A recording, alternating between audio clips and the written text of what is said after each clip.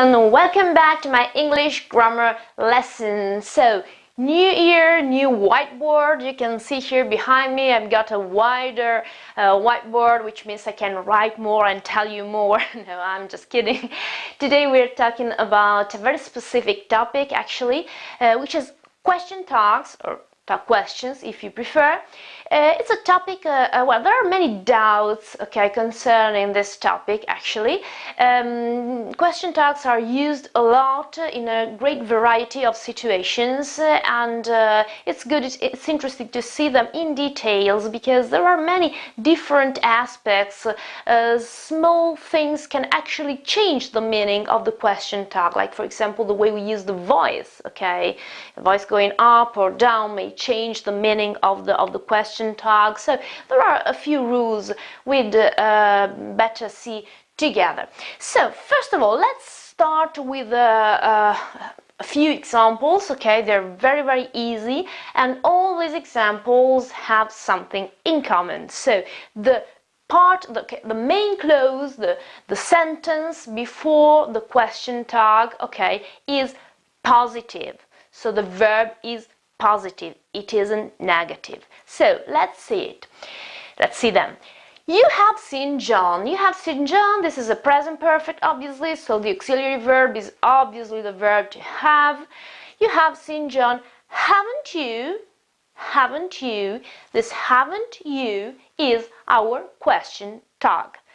Well, how can you create it? We just take the auxiliary verb from the positive verb in the main clause and we change it into negative tense, So same tense, simple present, but negative verb, How can we translate it into other languages, or what is the meaning?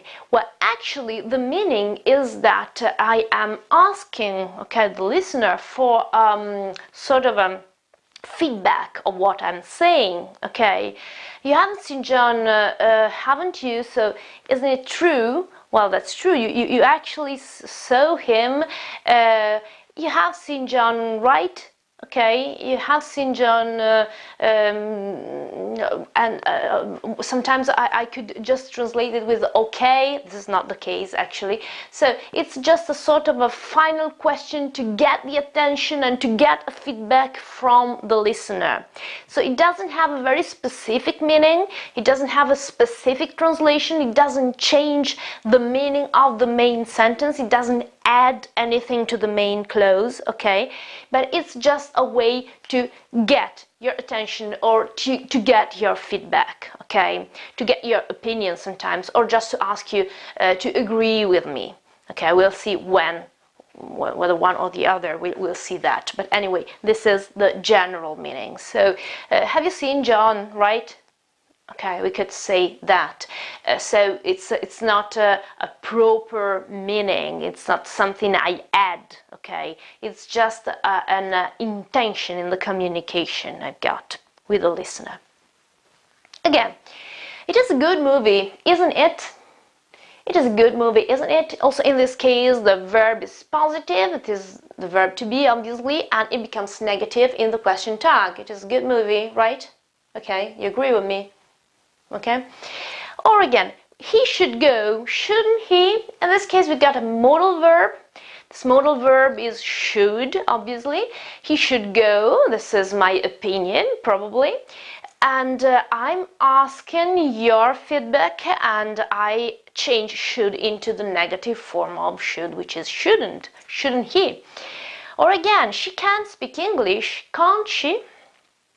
Can't she? Also, in this case, we've got a modal verb. The modal verb is can, obviously. So she is able to speak English, can't she? Negative form in the question tag. Or again, well, in this case, this is a simple present. She goes to university. Obviously, in simple present or in simple past, if you prefer, we don't have an auxiliary verb there. We haven't got a verb that we can directly change into negative. We have to add its auxiliary verb, which is obviously the verb to do, So she goes to university, doesn't she? Because this is a third person singular. It could be also you go to university, don't you? In this case, so obviously the verb to go, as any other verb, when I talk in present simple or past simple, okay, they don't have the auxiliary verb, it's not expressed, obviously, and so when I create the negative form, I have to add to understand that the auxiliary verb is to do or does, okay, obviously in the negative form. So doesn't she or don't you or whatever. Again, future with will. So the future with will is it's often an hypothesis or opinion. It's not something that has already been planned. If you have any doubts about the future, please go back to my lesson about the future with will or be going to, or the present continuous. In this case, it is probably an opinion, an hypothesis. So she will come to the party, won't she? Won't she? This won't she is obviously the negative form of will. So all of these sentences have got the same structure, okay? It is written here in purple, okay, the main clause is positive and the tag question is negative. So I've got different verbs, have, be a modal verb, will, or eventually if I don't have an auxiliary verb because it is a present simple, then it is do, okay? So it's important to find out the verb, the auxiliary verb that can actually change into negative. And then I add not, okay? I change it into negative. Obviously, this is possible for any tense. All my examples here are present simple. It's just because, okay, it's easier and they were all the same, well, except in obviously should, which is conditional, and will, it's obviously future. But it can be possible for any tense, any existing tense. Examples, well, here in orange I changed the sentences into past sentences. So you had seen John, okay? It's not a present perfect anymore, it's a past perfect, okay? Then obviously I have to change also the tag question. It's not haven't you anymore, but it is you had seen John, hadn't you? So you had becomes hadn't you. It's quite easy. Or again, it was past a good movie, wasn't it? So it's not it is anymore, but it was, and then it becomes wasn't it. All right. Or again, she could, the past, speak English, couldn't she? Couldn't she? So it's not can and can't, but it is she could, couldn't she? And again, for the simple present, it's not she goes, but well, we can imagine that it was she went to university, didn't she? Okay, she did, didn't she? That's the past. It's very easy. But we have also another possible situation when the main clause is actually negative, okay, and the tag question is actually positive. The important rule to remember is that tag question and main clause always have to express opposite verbs, okay? One is positive, then the other is negative, or one is negative and the other must be positive, okay? They can't be both positive or both negatives, okay? You have to be careful and create the opposite tense, okay, considering the tense of the main clause. In fact, here, the three examples here are the exactly the opposite, okay? When we have a negative verb in the main clause and then a positive verb in the tag question. Examples: you won't be late, will you? You won't be late, will you?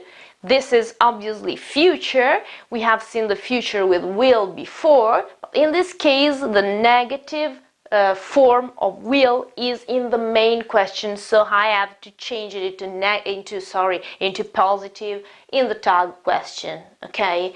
I'm asking a sort of a feedback. I'm asking you to agree. I'm asking well, I suppose that you answer back, of course I won't be late. That's what I expect from you when I say that. Or again, they don't like cats, negative, do they? They don't like cats, do they? Again, asking information, and I have a negative verb, a negative tense in the main clause, okay, with do, which becomes don't, and then I use the auxiliary verb. Here it's easier than before because in the negative verb I already have the auxiliary verb to do, or does, okay, in the negative form, so I just have to take the auxiliary verb and change it into positive form here, okay, while in the other situation I have to recognize the simple present and recognize the fact that that verb needs actually an auxiliary do to create the negative form. And last example, she hasn't got a car, has she?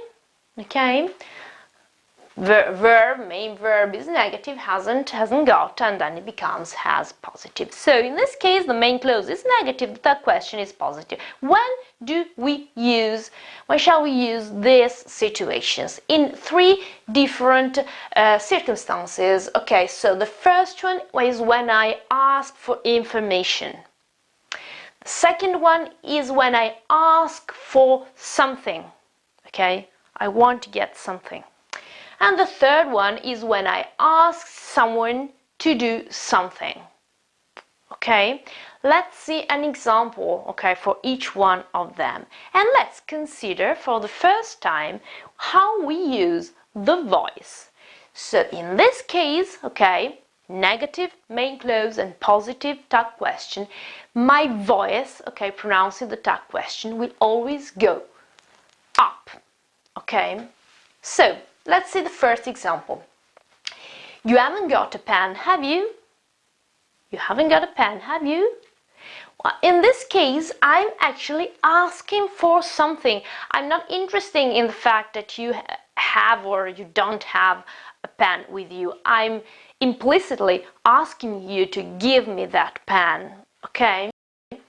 So I'm asking for something, it is a real question, and I use my voice in this very specific way. My voice goes up in the tag question. It's, you haven't got a pen, have you? It's not, you haven't got a pen, have you? It's have you? Have you? It goes up. And so the answer, yeah, of course, here it is. Okay, I understand that you're actually asking me to have my pen. Then second example, this is well, it was number 3 before, asking somebody to do something. You couldn't do you couldn't do me a favor, could you?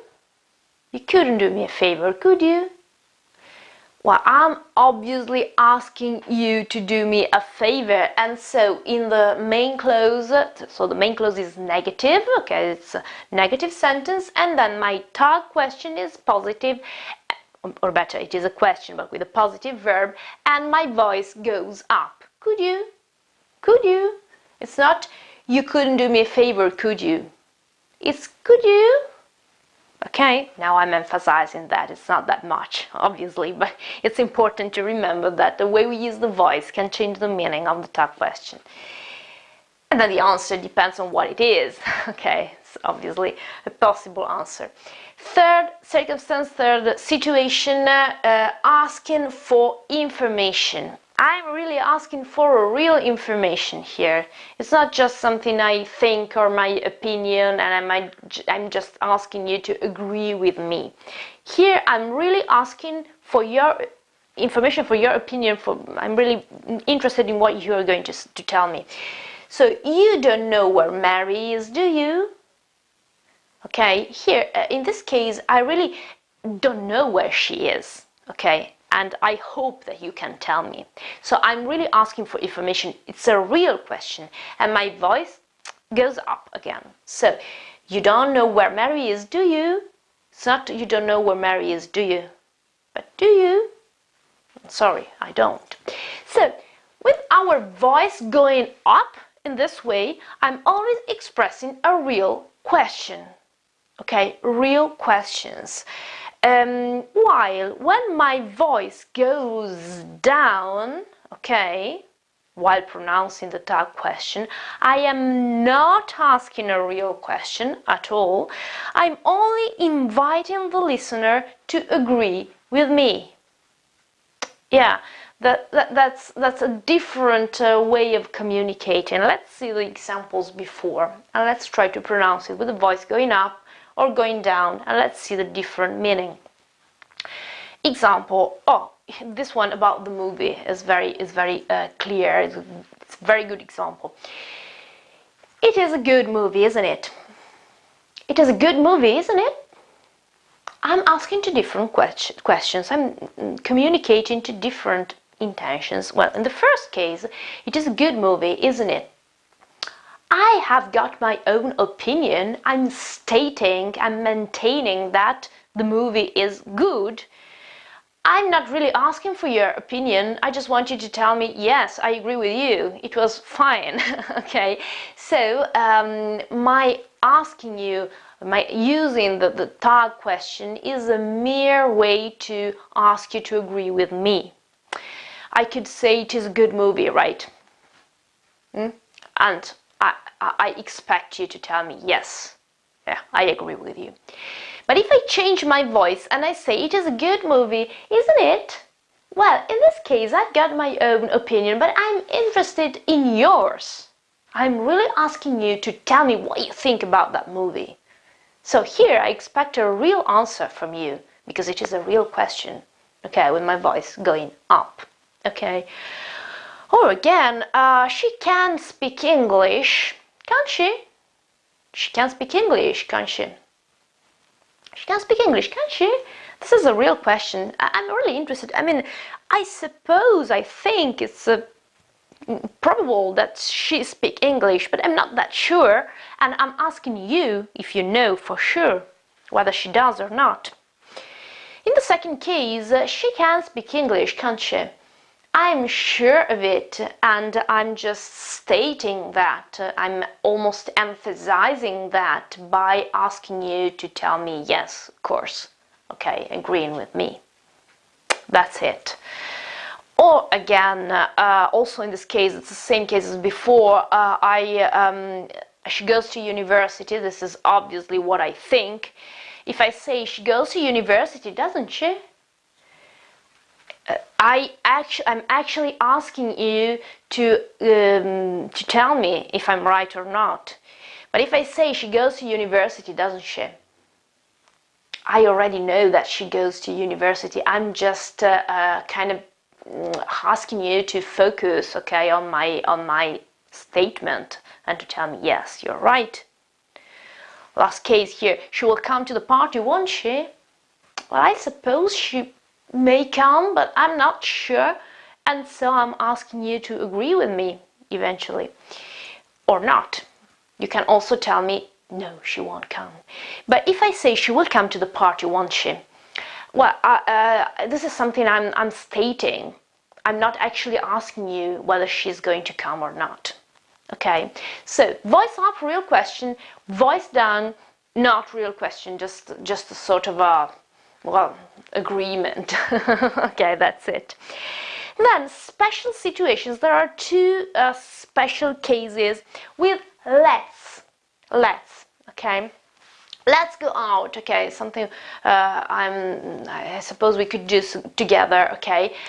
Well, I can't have a negative form of let's in order to create a tag question. So the tag question linked to let's is shall we. Let's go out, let's go to the party, shall we? Or shall we? It depends also in this case if I want you to actually tell me whether you want to go out or not, or if I just want you to agree with me. But anyway, let's, okay, with let's, I will have a tag question with shall we. Another situation, the special case is with the imperative. Well, in this case, I will create a tag question with will you. Open the door, will you? Okay, in this case, open the door, will you? I'm asking you, I'm making the imperative form maybe a little bit more gentle, well, not that much anyway. Anyway, will you is the talk question we use with the imperative forms. Other two things that concern colloquial language, okay, the colloquial language. Well, the first one, well, please don't use it if you want to write a very correct English, grammatically correct, or if you're writing an exam or writing something, don't do that. But this is something you can find, okay, you can hear, and it's right that you know what it is and why. First example, I'm late. I should say, am I not? Okay, negative form of the verb to be, first person singular. Well, you can also find aren't I, so I, normally it is I am, and so I am not, and the negative form is am I not. But in this case I can use are, so aren't for the negative form, so aren't I. Only for talk questions, only in very colloquial situations, it's almost slang, we can say so. Absolutely slang, the word ain't. We talked about that a lot actually in my lesson number 35, so you can find the lesson number 35 of this playlist here of English grammar, and you find details and every situation in which you should or shouldn't actually use ain't, because ain't is slang. It is absolutely slang, okay? In American English, also in British English, it is absolutely slang. So this is not something we should use at work or at school or during exams or when we write or when we want to be polite or kind in educated environments. Okay, this is absolutely slang. But actually we find it a lot, especially in tag questions. It is a translation of both the verb to be and not, so the negative form of the verb to be, and the verb to have and not, and so the negative form of the verb to have, okay? Both of them, to be or to have, can become ain't if they are negative, but only in very colloquial situations and under very specific circumstances, so please be very careful while using it. Examples, well, yes, of course, so we can also use the example here, that one about the good movie, for example. Here, it is a good movie, I can completely say isn't it, and it is absolutely correct, but actually you could also hear it is a good movie, ain't it? Yes, it exists, okay, you may find it, okay, ain't it? Especially in this talk questions, because obviously we use them while talking, okay, in very informal situations. So this is something you can actually find, but please don't write it. Well, that's all for today. I think that I told you almost everything about question tags. I'll move away from my whiteboard just in case you want to see that all together or you need a screenshot or anything. And then I come back and I thank you for watching my video. Please share and like and subscribe and, well, you know, all this stuff. So thank you so very much for watching, for following me, for supporting me, and see you very soon again. Thank you. Bye.